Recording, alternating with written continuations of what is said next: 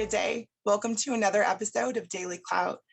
I'm your Associate Editor, Breeauna Sagdal, and I'm joined this afternoon with Ben Edtl, the CEO and founder of Free Oregon, and Josie Alexander, a registered nurse in the state of Oregon. This afternoon, Ben is going to walk us through a lawsuit that was recently filed on behalf of first responders and healthcare workers in the state of Oregon after the state mandated the COVID-19 vaccine for both healthcare professionals and first responders. So without further ado, Ben, will you please walk us through your lawsuit and tell us where you guys are at today?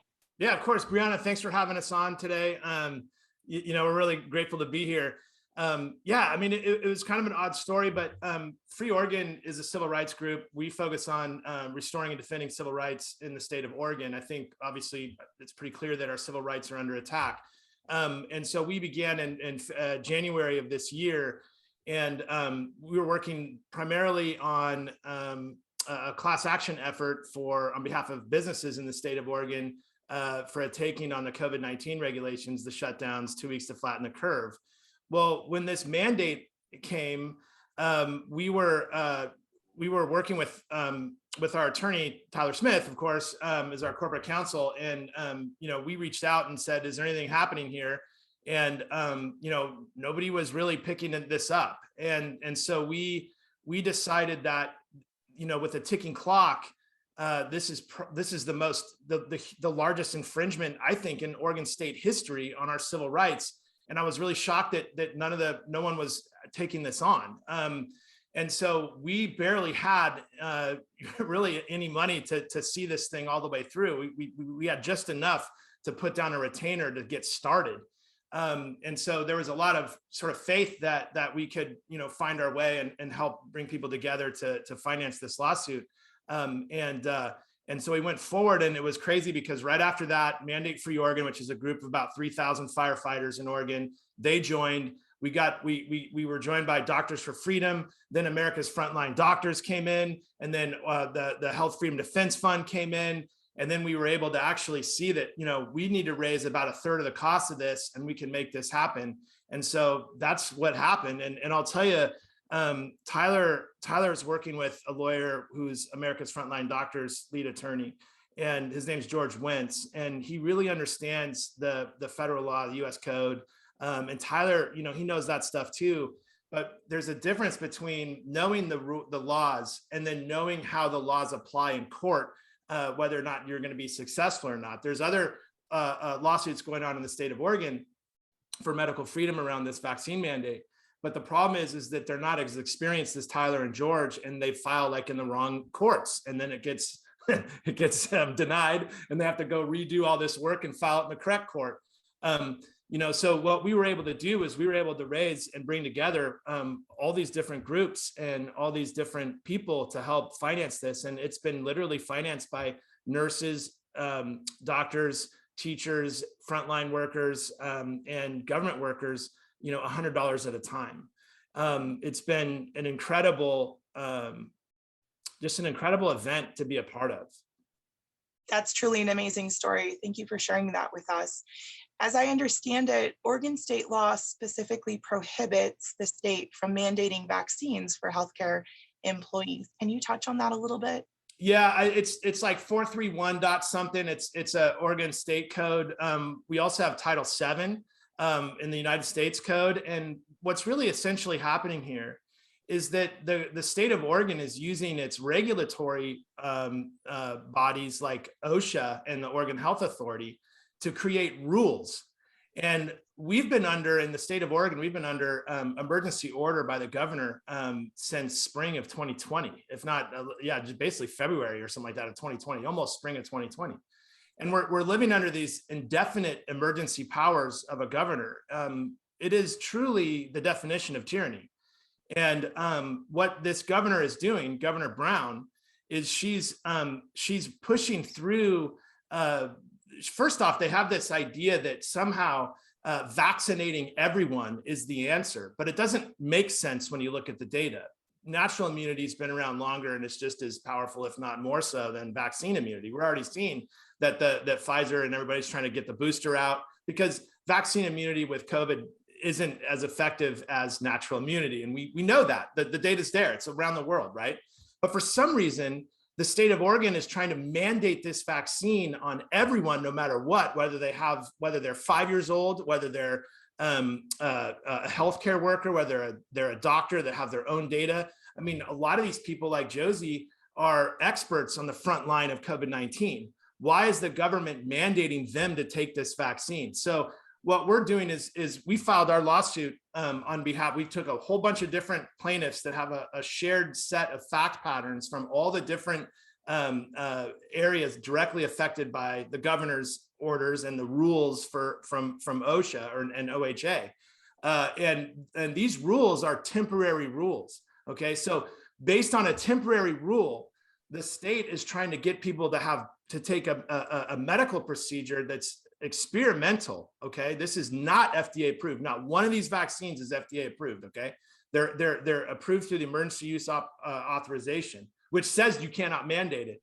But what they're trying to do is they're trying to push this medical procedure that has permanent consequences, whether positive or negative, permanent consequences based on a temporary order or rule that ends on February 7th, 2022. So it's pretty insane when you really think about it. And the merits of our argument are very, very strong. They cover a lot of people.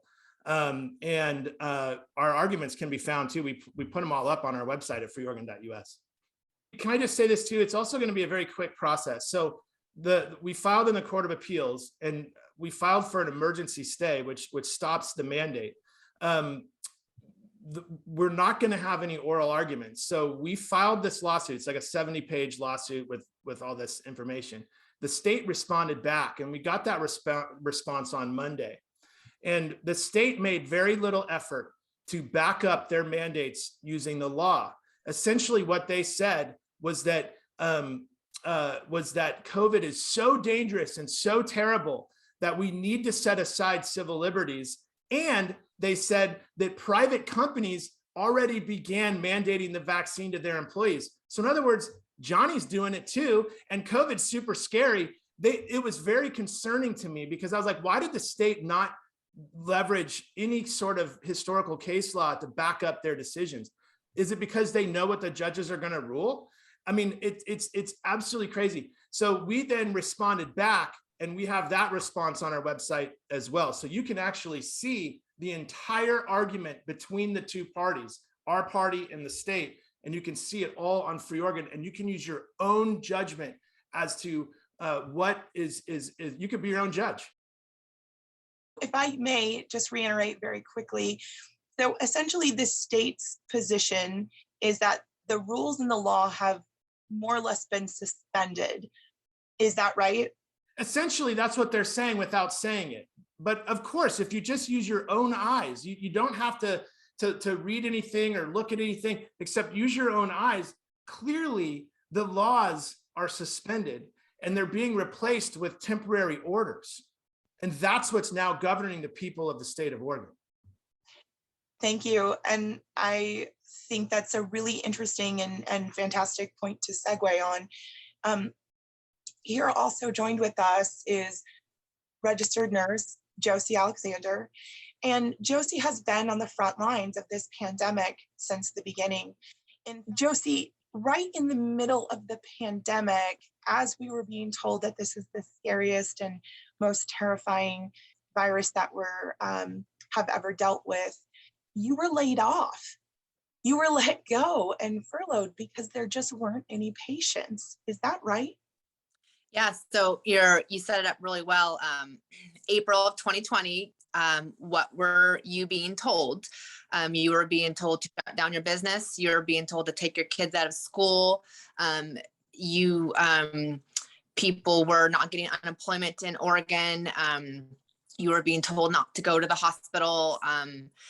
And that is the exact time that I got laid off, and I'm a nurse. I am a nurse for a major hospital in Portland, Oregon, and I was a COVID nurse.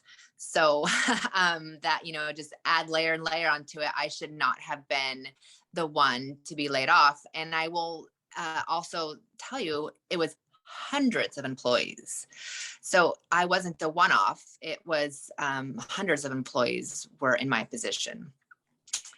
My goodness. And that actually brings me to another point. And I wonder if you might have some information on this. I remember around that time and at the beginning or onset of the pandemic, we had rural Oregon hospitals and clinics that were asked to close their door and donate their PPE or PPE, Yeah.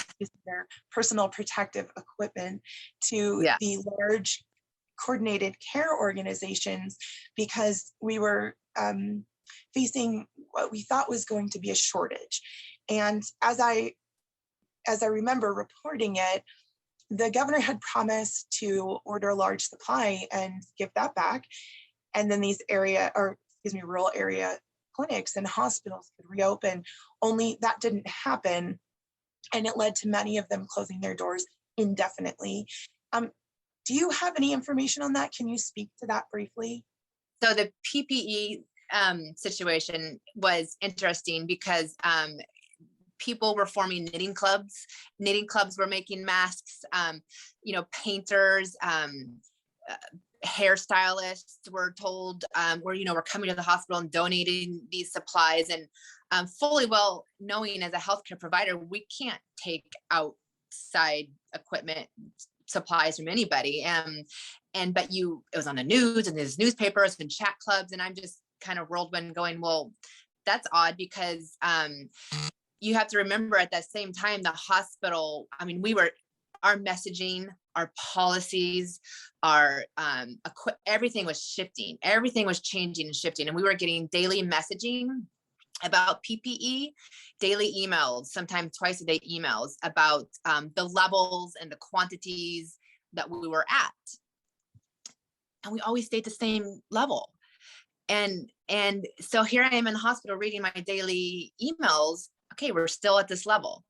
But then you see all this chit chat outside of the hospital of this dire need of PPE.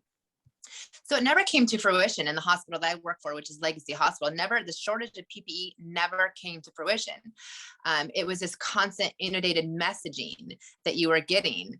Looking back, I was connecting the dots very clearly because I was in it. But the messaging that, no, we're okay, we don't need your PPE, wasn't getting out. There's some that probably could be short, but again, we're one of the biggest hospitals in Oregon.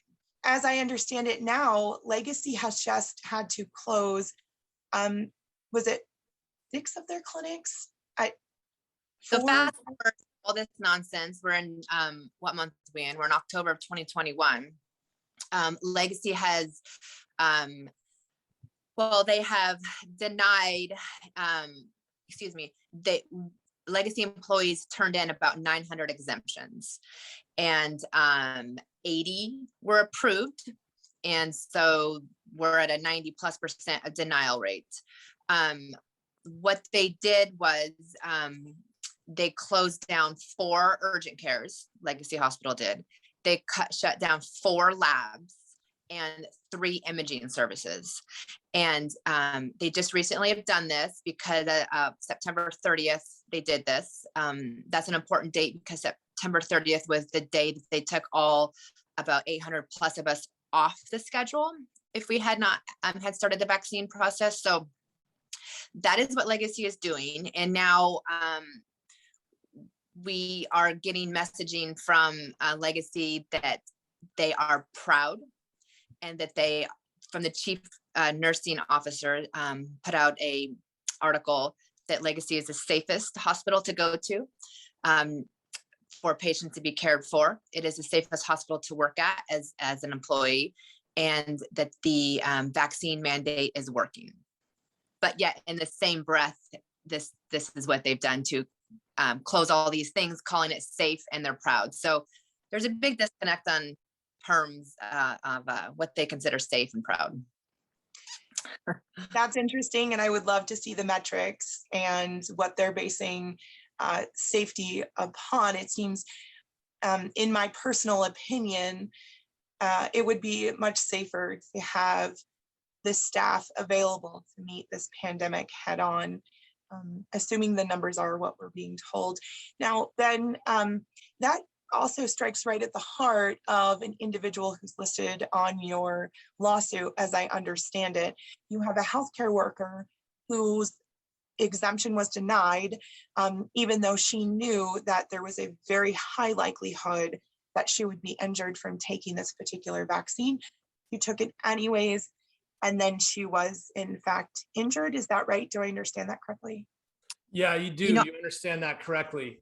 It's Molly Alvarez. She's a 21-year-old who used to be a marathon runner, and she had COVID-19. She had natural immunity. She breezed through it, and because of her family history, her doctor said, you should not take this vaccine, and especially having had natural immunity. And so he wrote her a exemption, and it was promptly denied by her employer.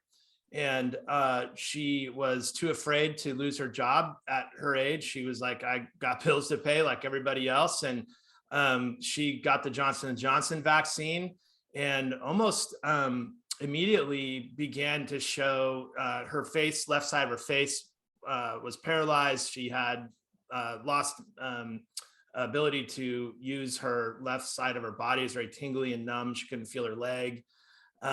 She went to the ER that night. The ER said she's having a migraine. The doctors at the ER said it's just a bad migraine, go home. She went home, and the next morning the paralysis in her face was gone, but the whole right side of her body was numb and she couldn't walk. She went back to the ER. They recommended she get a cane to help her walk. And to this day, she is only able to move around using a walker.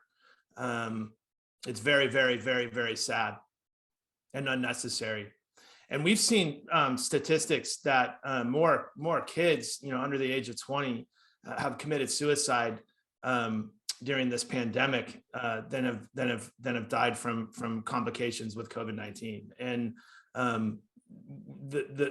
when the government interjects itself into your personal medical freedom, these are the kind of things that are going to happen. And that's, Kate Brown has no idea what's good for Molly Alvarez, none, but her doctor does, and the government needs to stay out of it. So if I may just reiterate 2 points. First of all, I remember when it was in fact the CDC director who had reported statistically that more teenagers were dying from suicide than were collectively being affected by COVID-19. I do remember that report. But then to go back, you're saying that Molly had, or excuse me, Miss Alvarez had an actual medical exemption, and that was denied. Yeah, promptly. Just not a philosophical exemption, but an actual medical exemption written by a doctor. Written by her practitioner, her personal doctor. The other issue too is, even when you talk about religious exemptions and philosophical exemptions, instead of denying them, employers like MODA, the MODA Center, Rip City, the Blazers, I've gotten documents, denials from them saying that they've evaluated your religious exemption and questioned its validity. And per the United States Constitution, Title VII, the government nor an employer is legally able to make their own judgment on the validity of a religious exemption. So what they're doing, a lot of these hospitals, a lot of the government agencies, they're saying, we're not going to fire you, but we're going to accommodate you by putting you on unpaid leave. And wow. when you're not working and you're not getting paid, that's called getting fired. And people need to wake up to that.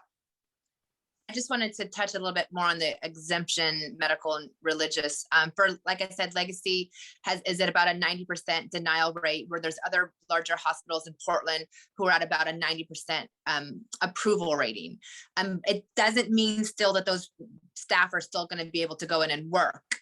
But it just is it's an odd disparity and discrepancy between hospital and hospital as to what they're doing. There's no guidelines whether you're approved or not. And also legacy, the 80 or so that were approved, we're trying to find a pattern. Why were you approved? There is no pattern. We cannot get a specific, we cannot find a consistency as to one person received a vaccine 20 years ago, they were denied. One person was approved, they received a vaccine 10 years ago. So we have no guidelines for approval. It's just at a whim. That actually brings me to a point that I would like to address very quickly as far as the civil rights aspect of this situation. The statistics have come out recently from OHA regarding the Black and minority communities in Oregon, and this issue alone is disproportionately affecting the Black community and the Hispanic community, because there is a historical mistrust within this community, as I understand it. Ben, are you guys addressing those civil rights issues in your lawsuit by any means? We're not really addressing those particular issues in our lawsuits, but we do address these issues from a public relations standpoint. The two areas that Free Oregon focuses its energy and effort is on legal action and political pressure. And we've been saying this from day one. If you look at all of this ideological policies that are coming out from our federal and state government and the West Coast State Pact of governments, all of these all the primary efforts have a terrible, terrible impact on communities of color and people who are poor. This is a racist policy. Bottom line, so is this. If so are the vaccine mandates and people losing their jobs. You know, of course, there's a historical distrust. That's why Black Lives Matter is really joining with conservatives and protesting in New York. And you know, I'm happy to see that. I think that, you know, there's a difference between being woke and being awake. And we want to make sure that more American citizens are waking up to the fact that they're being lied to constantly from the mainstream media and from our government officials and our agencies that we're supposed to trust. I mean, think about this. The entire premise of these mandates, from the federal government to the CDC, to the state of Oregon, to OHA, to all these, is based on the fact that the unvaccinated somehow pose a threat to the vaccinated, when the data clearly shows, at least so far, at least in Oregon. In Israel, it's a little bit more questionable over time, but in Oregon and in the United States, if you are vaccinated, you have a lower chance of being hospitalized. And so I just wonder, based on their own data, how do they figure that an unvaccinated person poses a threat to a vaccinated person? If you're vaccinated, you're vaccinated. You're fine. You're fine or you're not fine. If you're vaccinated and you're 65 and older and you have multiple pre-existing conditions, you're still kind of screwed. But you're screwed anyway because you got pre-existing conditions. So it's pretty insane to me. It's pretty insane to me that the American citizens are not aware enough and alert enough to pick up on these blatantly obvious propagandist lies. So I have a question for both of you, and I'll start with you, Josie. How do you personally feel that these policies will affect the quality and the future quality of healthcare in America, but more specifically in Oregon? Breeauna, it's so scary. I just had, a serious conversation with my husband a couple of nights ago. I said, what if our grandparents need to go into these hospitals? I'm the one that needs to go into the hospital and quote unquote manage their care, right? I'm a nurse. I want to have access to their records. I want to be spoken to politely. I want my family members to be treated politely and kindly and thoroughly. But with these policies, we should be done making policies around COVID. We need to stop making policies around COVID. It's ruining everything. And we still are continuing to do that in the hospital, and it's causing an intense segregation and divide. That is the only thing that people look at when you are coming into the hospital. Vaccinated or not, vaccinated or not, vaccinated or not, vaccinated or not. That is the report you get from now on. Not what is their ambulation status, who's their primary contact, how do they go to the bathroom, like all these checks and balances that were the primary questions and the primary concerns, but vaccinated or not. And so it has caused a great divide, a great segregation, great hate. It'll continue to cause that. And the unvaccinated people are fearful of needing acute care. At this point, we do have, there's been such a huge shift of going to other therapeutics here in Oregon and alternative types of care. We hope that grows, but it's scary. The only thing I can say is it's so scary of how you would be treated as a patient unvaccinated and as a family member being unvaccinated, trying to get information out of the healthcare facility if your loved one is in the facility. How are you treated as a healthcare worker who either believes in or supports patient-informed consent? So, at first, when I did my video in April 2020, it was to express to Oregon, like, hey, we do not have COVID patients. What is going on? And my ask was, we need to open up businesses. We need to open up surgeries to 50%. I mean, we were doing abortions over chemotherapy, and so last April of 2020, that was my ask. And internally into the hospital, I was treated as, well, you're white, you're healthy, and you're wealthy. Why are you asking for these things? Just what?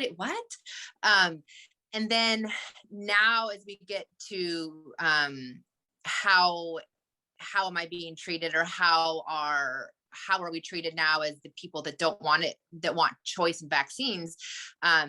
You are being treated as you're the problem.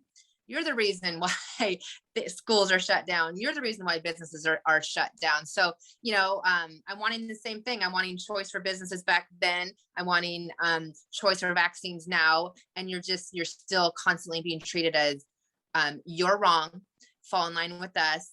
And it's made me have this really high level looking down on healthcare.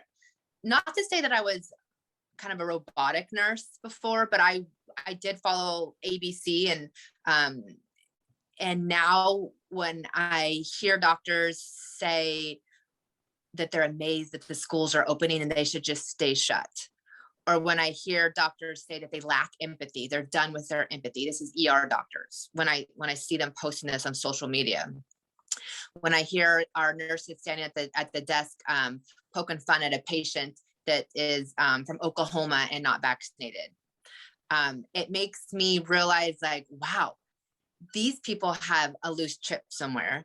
And now they're the same people that are going into that room and taking care of these people. What other poor decisions are they making? And it made me look at healthcare entirely different. Like, wow, we're doing healthcare wrong. People are coming in, I don't want to get off track here, right? But we're just giving them the medications and they're going home. We're not doing good follow-up care. We're not doing good nutritional care. And so it's made me realize that I can't trust the people that I trusted before. And not because we have a difference in opinion, but what we do, but they also take their opinion and put it into what I have seen as a lower, not quality of care, but an opinion of people that they are supposed to be taken care of. Then, in your opinion, how are these policies shaping the future? And do you believe that they're affecting the quality of care that individuals have access to or may receive either in Oregon or in the United States? Yeah, I mean, I think that it's going to affect the quality of care across the board, up and down, right? From the highest perspective, we are gutting about 20 to 30%, maybe as high as a third, right, of our government employees and our healthcare workers and our first responders, okay, as a state. And if you look at the fact that that all these people are being, put on administrative leave with no pay, or they've already quit. Next week, the state of Washington is holding a job fair for medical workers because they don't have any medical workers. I mean, it's crazy. Think about this for a second. Now we're essentially defunding our first responders, our firefighters, our medical workers. What in the hell are they doing? What are they doing? And the only answer that I can come up with is that it's an intentional, these people aren't dumb. Maybe they are dumb. I don't know. Is Ted Wheeler dumb? Is Kate Brown dumb? But somebody higher than them, they're executing a job for a carrot at the very least. So there is intention behind this when you look at the patterns since what the COVID-19 pandemic has been used for. It's being used to destroy the fabric of our society, to divide people by color, by race, by immigration status, by vaccine status. Anywhere you turn, you're seeing division, and destruction of the fabric of our society. And it's coming from the government and the media. And we need to try in all the power we can. We have to stop and say, okay, let's say I'm vaccinated. I can't judge someone who's not vaccinated. We can trust the science, but we have to stop trusting the scientists. We have to understand our own information. The OHA puts out its own information and then lies about that information to the media during the press releases. They tell a very different narrative than what the data clearly shows. Why is it that we have more COVID cases now with a vaccine than with 70 to 75% of Oregonians vaccinated than we did before there was a vaccine? We have to just stop and ask some of these very basic questions. But yes, our society is under attack. They're trying to push out the few remaining true Americans. And when I say that, it's not about color. It's not about sexual orientation. It's not about any of that stuff. It's true Americans. Americans recognize the fact that we're protected by the laws of our land. We're protected from our government. But when our government steps out of line, we have the means necessary to put that government back in its place, right? And so what are they doing right now? They're trying to get rid of the people that will not comply. That's step one. And so the people that have the means and the ability to jam out of Portland, they've left. I mean, try renting a one-way U-Haul last summer. Impossible. There weren't any available. My neighbors are leaving left and right, and I'm not even in Portland. I'm just right outside of Portland. They're trying to get rid of the people that are going to not comply. They want compliance. That's why the masks are on 5-year-olds at school. They want compliance. We're the only state in the country with an outdoor mask mandate. Think about that. Josie, I'm going to go back to you, and I have a question. I know you briefly touched on this. If you would, could you expand a bit on the issue of trust? As a nurse, as a citizen, as a mother, and as a daughter, what has this done and how has this shaped your trust for government, for our regulatory agencies, for the healthcare industry in and itself, and maybe even potentially for the media? I think I am not alone in saying that. I don't like to say I don't trust agencies or professionals anymore, because I do lean on, my accountant. I do lean on, my auto repair guy. But I have been in the hospital, and like I said before, kind of being robotic and trusting a system.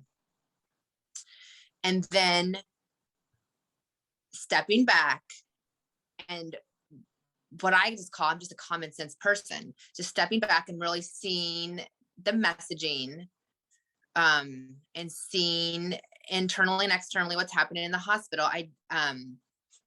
People just need to start doing their own homework. I don't know how to expand on that much more, Breeauna, is that I just have a deeper need to look into things more.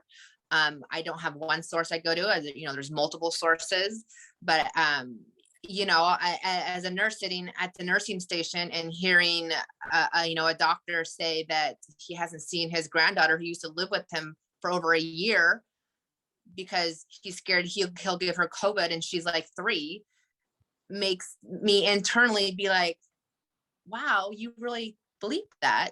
That's sad. Your granddaughter was your whole world before. So then I look at him, and then he walks into a patient's room and cares for this patient. And I'm like, oh my gosh, what other thing is he projecting to this patient that's so wildly off? It just makes me nervous that that people are wholeheartedly taking and regurgitating what we do know are lies about COVID. And these people are really supposed to be trustworthy professionals. And so, like I said before, I really just look all the way up, and I'm able to look down now and point out instances where I just don't trust that person anymore. I don't know if I don't trust the profession. I just don't trust that person. And so you got to do your homework a lot more now. So do you feel that potentially this situation has prepared people to become more actively engaged? Yes. Taking COVID and putting it into schools, when Oregon schools were let out for an entire year, that woke up so many people to realizing like you are responsibility for your kids' education. So that woke a lot of parents up. And same thing with COVID, like you are responsible for your health. You've got to start doing your homework. Ben, back to you. How has this shaped your trust in government institutions, in the media? Look, I'll just say this. I've never been one to really trust the government anyways. So that's why I was sort of early on, when it was 2 weeks to flatten the curve, I opened my big mouth, because we were in the coffee business in the heart of the city of Portland. And I said, this is wrong. This has never happened in my lifetime. There's 8 people that died in Oregon by that point with COVID-19. Supposedly, they all had 3 comorbidities, and most of them were over the age of 80. And so I thought, why is it that I got to put signs on my windows saying it's dangerous to enter? There was no evidence whatever that said that. And so I was completely concerned. And that's when the cancels began against me in the city of Portland. I mean, they all came at me hard. I was like, bring it, let's go. I don't trust the government, nor should we really ever trust the government. That's what our nation was founded upon, the principles of not trusting the government. That's what our U.S. Constitution was outlined for, was to put walls and barriers on the government from infringing on our liberty. It was the great experiment. And that experiment is now under attack. Now, listen, I'm going to tell you something. I was born and raised in the inner city of Portland. I went to Benson High School, okay? I was the only white dude on my hoops team, the only white dude on the football team, in the backfield anyways. And I'll tell you, I was raised by Democrats, far left Democrats. My parents are public school teachers, retired, in the city of Portland. They buy this stuff hook and sinker. And the thing that I miss the most is the open dialogue between my friends who are liberal. I love those dialogues, especially when they're informed and they're smart and intelligent. Big picture, okay? Big picture. We need to have the two ideologies working together. And I firmly believe that whether you're left or right, you're big government or small government minded, that it's the wiring of your brain. There's nothing you can do about it. You're just going to see things from a perspective that you see things from. But we need each other. We really do. We really do. Because of all the conversations I've had with liberals in my life, which many of them are no longer in my life, it's very sad. And I'm very pained by that, because some of my best friends that I've had for decades won't talk to me anymore. My own family won't talk to me anymore. It's very, very sad. They won't see their grandkids, nothing. It's very, very, very heart-wrenching and sad. But it's what I miss the most, those conversations, because my friends who are liberals really recognize the individual narrative, like the homeless person, and they go, man, that person's struggling. That's what government's for. It's to help people like that. And we need to pay more taxes so that we can help those people that are in need. And I agree. I mean, we agree on those facts. The problem is that we see it from a different perspective, where we look at the government as a whole, and we can recognize that when the government gets involved in this stuff, where's the line? Where do you draw the line? And there's also this personal responsibility, right? So we have these great arguments back and forth, the big picture versus the personal experience. And we need those things. We need to find compromise so that we can create good policy from a political standpoint. But right now, we aren't creating good policy. Right now, in the state of Oregon, there are very few Republicans in the way of the Democrat machine. Even Democrats are getting really concerned at this point. Look, Free Oregon is outside of political party. This is the greatest thing. And what we have to really recognize is that as people, whether you're a Democrat or a Republican or Green or Independent or not affiliated or Libertarian, we have to understand that we as citizens have to come together, because I'll tell you, this vaccine mandate woke up a lot of Democrats, and we get Democrats signing up to Free Oregon every single week, a lot of them, more and more and more every week, more and more and more every single week. And in fact, I'll tell you a funny story. On Monday at 5:30, when we do our weekly statewide town hall, someone came in and they had their pronouns on their Zoom. And so I joked, it was kind of impulsive of me, but I joked, and I was like, oh man, we got some of the pronoun. Watch yourselves. And that person emailed me after the town hall, and they said, I've been a Democrat my whole life, and I use the pronouns, but I just left the party, and sort of scolded me for giving her hell. And I came back to her and I said, welcome to Free Oregon, because that's what we need. We understand, a lot of us that are more awake understand what pronouns mean. Pronouns are a way to separate us from each other. It's no different than what color of skin you have. One's an oppressor, one's oppressed. These are the things that define our separation as citizens. We are all human. We are all citizens. Those details don't matter, what your orientation is or what gender you think you are. None of it really matters. What matters is that we don't forget we're American citizens. We're protected by a constitution, and we need to fight for it. I'd like to add to that, Miss, you asked a question about trust, and people ask me that all the time. I think it's because I'm a nurse, they ask me, and I say, look, I'm going to take my nursing hat off, and I don't trust the policies and procedures, and so much even the vaccine right now, because I don't trust the coercion and the pressure that's being put on, because these are the same people that allowed abortions over heart surgery. These are the same people that said you can open your restaurants to play video poker, but you can't serve food. And so when people ask me, do I trust the vaccine? Do I trust what's happening? I take off my nursing, all the healthcare aspects, like I put them aside. I don't trust this force. And I give examples like I just did of what currently our government is doing that doesn't add up and make sense. And now they're asking me to do this with such force. And so that's where I put my mistrust in with all of this. As we close out, if you would like to give any closing thoughts or statements, and then if people want to support what you're doing or stay in touch with you, would you please let us know how we can help facilitate that and where people can find you? I can start off real quick. I just, as on behalf of like thousands of, because Free Oregon is not just representing healthcare, they're representing the government workers and educators. And we were flailing around like crazy, not knowing what to do. We don't have an infrastructure. We didn't have a system set up of us to communicate. And, Ben Edtl and Free Oregon have really provided that for us. So Thank you so much for doing that, Ben. And in closing, I also want to say that the hospital I work for, Legacy, we have a group together, about 500 of us or so, that are that have agree that we're not going to take the vaccine.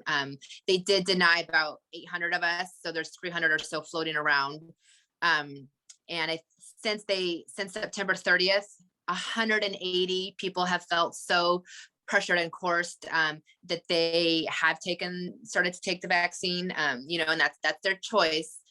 So that's where we're at with numbers. 180 have given in or felt that was what they needed to do to maintain their livelihood. And very, very, very many of us are taking $20 to $30 hour pay cuts and going and working for staffing agencies or home health. And I just want to give it to those people that are willing to do that. They are the strong ones. And there's also very, very many of us that are looking into traveling jobs to Texas, Montana, Idaho, Tennessee, red states, where we can go land for 4 weeks, make a lot of money and come back, and live in Oregon. So that is what's happening within the healthcare world, is we are willing to take these massive pay cuts. We are willing to move. And we're just standing strong and doing what we feel is right for our religious beliefs, for our medical beliefs, and just our freedom, to express ourselves. Wow. So you just touched on something that I think is really fascinating. You specifically said red states, although Gretchen Whitmer, from the governor of Michigan, recently just came out and said that she will not be enforcing any type of vaccine mandates or policies. So there's one blue state in there. But I think you're touching on something that's really interesting, because it sounds to me like the states who are supporting medical freedom are going to be in a much better position to take care of their people and meet any pandemic, whether it's SARS-CoV-2 or whatever else the future might hold, head on. Again, for that. Yeah. Ben, closing statements, and how can people get in and stay in contact with you? Yeah, look, I mean, I've been super humbled by what I've witnessed as a political activist in the state of Oregon. The number of people coming together. There are leaders like Josie and stepping up and collectively gathering their people and aiming it at the same direction. And that's just, it's incredible. And Free Oregon is a movement. There's a lot of leaders here, and people are working their butts off to fight back against the state. And I just want to say that there's this quote from Plato, who's an ancient Greek philosopher. And he said, if you don't participate in your own political process, then you're destined to be ruled by fools. And what we've found is that people like me, who are conservatives, constitutional conservatives, I'm pretty libertarian, to be straight with you, but I'm a constitutional conservative. We've been busy with our own lives, running our businesses, taking care of our families, kind of sticking to ourselves. And we haven't been participating in the political process. And I think that that's the reason we're in this position today. And you need to get involved. If you don't like what's happening, then you can fix it. You don't need to be a member of a party. You don't need the permission of the state party chair. You don't need the permission of an elected official. You as a citizen can stand up and go fix what's broken. That's all I've done. I've seen what's broken, and I've decided to fix it, come hell or high water. And so, and that's all it really takes. And we're seeing a lot of that through Free Oregon. And so participate in the political process, even if you're anti-government like me. You got to participate.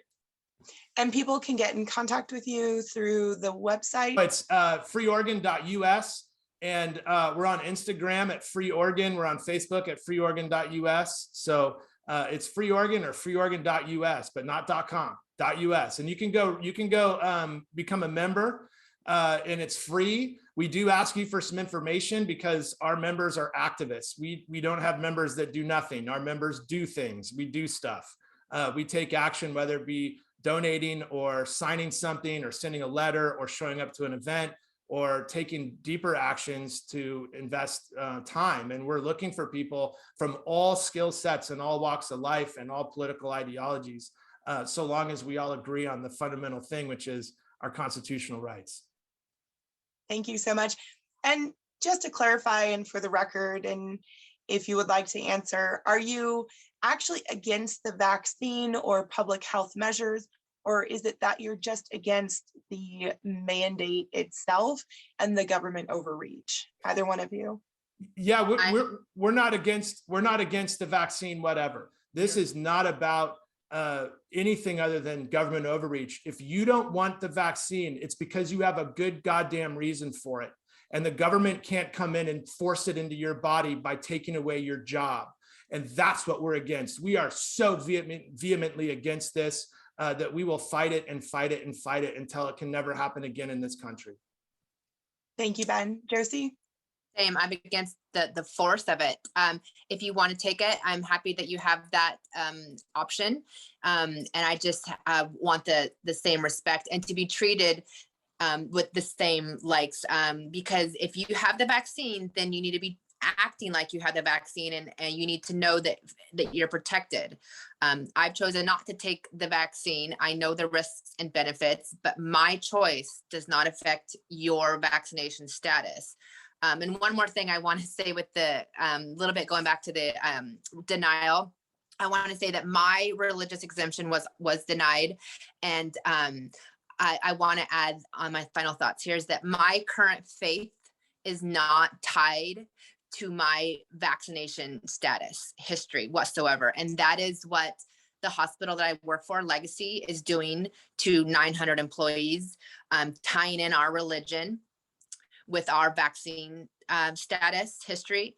And it's solely religious discrimination that I want out in the forefront, that what our hospital is doing. Thank you both so much for your time this afternoon. This has been Breeauna Sagdal for Daily Clout.